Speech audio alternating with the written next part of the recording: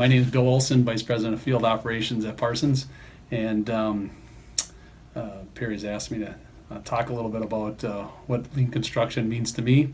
I think the biggest thing for me is that there's a number of things actually that there's things I can think of, but the biggest thing is really is the way that our field foremen are able to plan, organize, and schedule jobs way more effectively than they have ever in the past.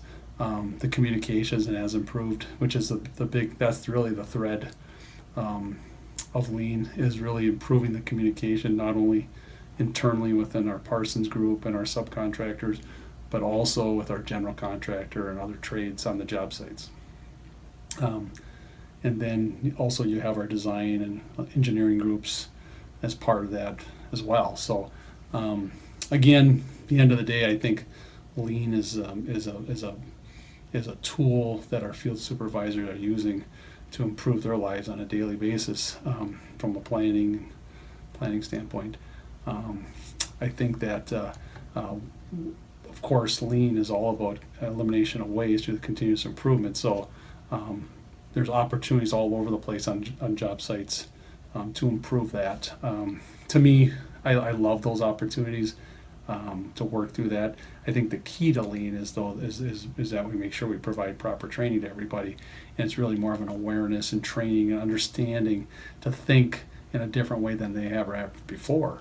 And that's hard, and that's how you change the culture, is getting people to change their behaviors. And as statistics or the books say, is in order to do that, you have to practice a lot.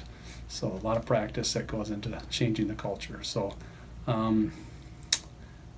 me personally, I think I have grown as a manager. I love the problem-solving model. It really helps start the conversation in a more efficient manner.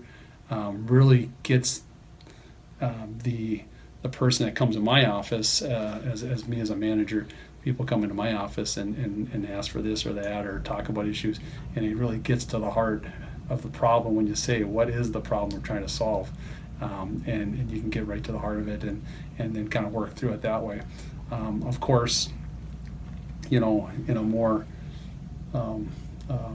long-term type problem solving situation, we have to identify the current state. I found with lean that it can be very long. It's a long process. You got to be very patient with it, because there's a lot of things that you need to discuss and talk about in some cases, and use the tools that are at your disposal, whether it's A3s or the value stream mapping or the data that you can get from your accounting systems, to identify where some of those issues are, to identify where your current state is, and then going from there to get to your first target and then second target and third target, as far as you got to go to get to ideal state. So those are the big things I've been taking away from lean.